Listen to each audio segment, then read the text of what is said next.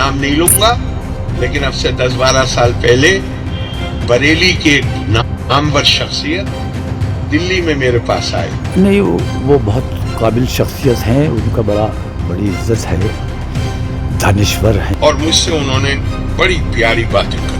आपकी सलाहियतों का इस्तेमाल मिल्लत के लिए होना चाहिए। मैंने कहा आप सब बात मंजूर आपकी, आप तो हर वक्त बात करेंगे हमारे ऊपर ये जुल्म हो रहा है, हमारे ऊपर ये जुल्म हो रहा है। उनकी दानिश्वरी का सबूत ये है कि गलत तरीके से बातों को पेश किया गया है और बदले में गवर्नरी हासिल की गई है। केरल के राज्यपाल आरिफ मोहम्मद खान 2 दिन के दौरे पर आला हजरत की नगरी कहे जाने वाले बरेली शहर आए थे। दूसरे दिन उन्होंने सर्किट हाउस में मुफ्ती आजम हिंद और उनके खुलफा किताब का विमोचन किया। इसे मौलाना शहाबुद्दीन रज़वी ने लिखा है। यहाँ कुरान और हदीस का हवाला देते हुए केरल के राज्यपाल ने लंबी तकरीर की। मुसलमानों के साथ गैर मुस्लिमों को ये समझाने की कोशिश की कि आखिर कुरान किस बात पर जोर दे रहा है। उन विवादों का जिक्र भी किया जो उनके और उलमा के बीच खड़े होते रहे हैं। आरिफ मोहम्मद खान बारहा कहते रहे हैं कि कुरान के तालिब इल्म यानी छात्र हैं। अपने इल्म की बदौलत उन्होंने ये साबित भी किया। इसी दौरान ऑल इंडिया इत्तेहाद मिल्लत काउंसिल के अध्यक्ष मौलाना तौक़ीर रज़ा खान का नाम लिए बगैर उनसे 12 साल पहले मुलाकात का एक किस्सा भी सुनाया। बताया कि किस तरह वो मुसलमानों पर जुल्म की बात कहने लगे, तब उनको क्या जवाब दिया था। बाद में जब पत्रकारों ने विमोचन समारोह के आखिर में केरल के राज्यपाल से सवाल किए, मौलाना तौक़ीर रज़ा खान की तिरंगा यात्रा निकाले जाने को लेकर कहा कि इसका जवाब मैं अपनी तकरीर में दे चुका हूँ। मतलब साफ है कि जिस शख्सियत से मुलाकात की बात आरिफ मोहम्मद खान ने बताई थी वो मौलाना तौक़ीर रज़ा खान ही थे।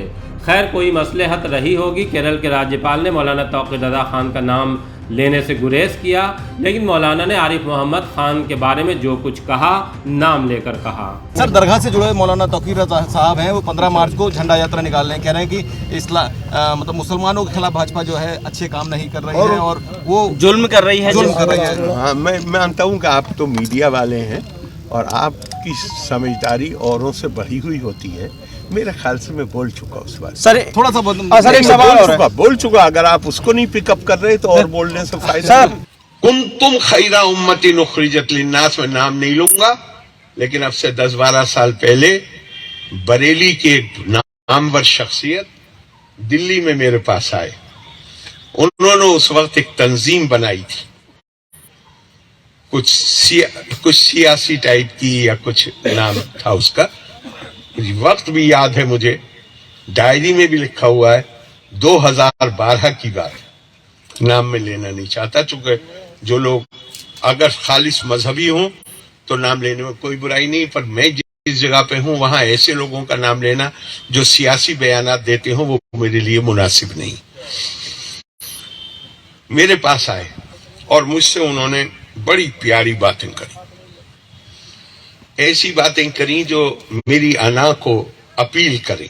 अरे भाई, आपको अल्लाह ने बड़ी सलाहियतें दी हैं, ये किया है, ये किया है, ये किया है, और आप आपकी सलाहियतों का इस्तेमाल मिल्लत के लिए होना चाहिए, वगैरह वगैरह वगैरह।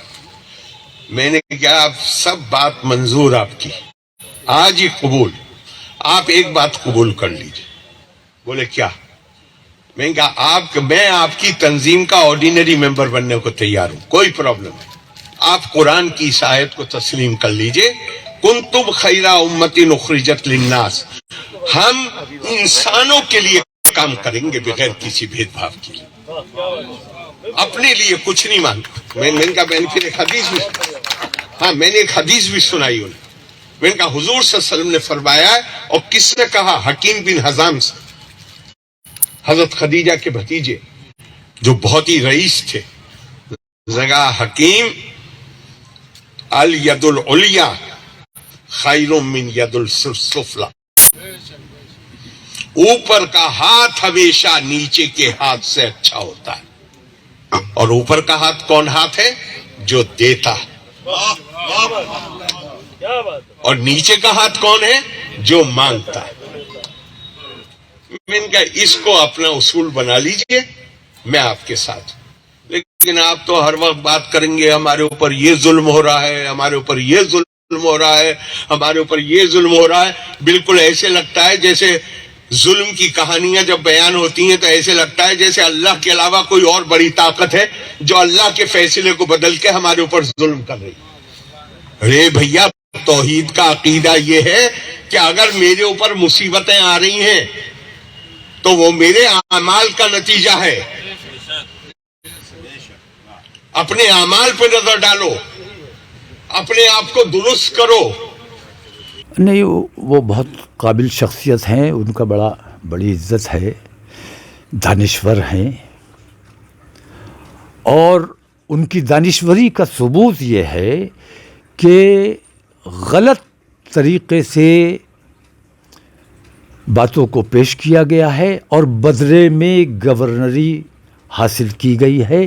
اپنا ایمان، اپنا ضمیر بیچ کر، ماتھے پر تلک لگا کر اگر ہمیں دنیا کی سب سے بڑی دولت بھی ملے تو ہم اس کے لیے تیار نہیں ہیں۔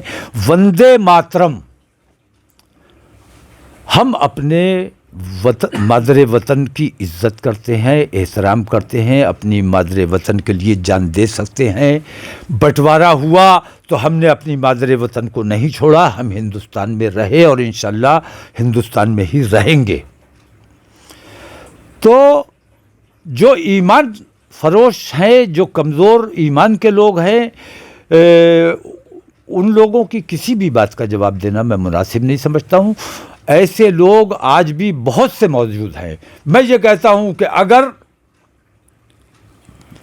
آپ وندے ماترم کی بات کرتے ہیں، وندے ماترم اگر آپ کے یہاں درست ہے، میں بھی مان لیتا ہوں، میں بھی مان لوں گا آپ کی بات کو، اپنے لوگوں کو منوا بھی لوں گا، لیکن وندے ماترم کہنے سے کیا مسئلہ حل ہو جائے گا؟ پھر عارف محمد خان کو ماتھے پر تلک کیوں لگانا پڑا؟ وندے ماترم سے تو وہ خوش نہیں ہوئے جنہیں اپنے آقاؤں کو خوش کرنے کے لیے آپ نے یہ کام کیا تھا، آخر آپ کو اپنے ماتھے پر تلک لگانا پڑا۔ پھر آپ مجبور کرو گے کہ تم وندے ماترم کہنے والے لوگ ہو، تلک بھی لگاؤ، چٹیا بھی رکھاؤ، ٹوپی بھی ہٹاؤ، داڑھی بھی منڈاؤ۔ ایسے مسلمان، میں نے بتایا نا کہ وسیم رضوی، جتیندر تیاگی بن جائے، ہم بہت خوش ہیں، نجات مل گئی۔ عارف محمد خان جس طرح انہوں نے تلک لگا لیا ہے، اسی طرح ان کا نامکرن بھی ہو جانا چاہیے۔ راشٹر بھکتی کی بھاونا جو مجھ میں ہے یا جو ایک عام مسلمان میں ہے، وہ میں یہ سمجھتا ہوں کہ عارف محمد خان 4 بار مر جائیں تو بھی ان میں وہ بھاونا پیدا نہیں ہو سکتی، کیونکہ انہوں نے اپنی بھاوناؤں کو کیش کیا ہے۔ عام مسلمان اپنے دیش پریم کی بھاونا کو کیش نہیں کر رہا ہے۔ عام مسلمان اپنی دیش پریم کی بھاونا کے بدلے میں کوئی عہدہ نہیں لے رہا ہے۔ دیش پریم اگر یہی ہے کہ آپ تلک لگا کے ہندو ہو جائیے، تو ایسا دیش پریم مسلمان کے دل میں کبھی بھی نہیں پیدا ہوگا، لیکن اپنے دیش کے لیے جان دینے کا جذبہ ہر مسلمان میں تھا اور ہے۔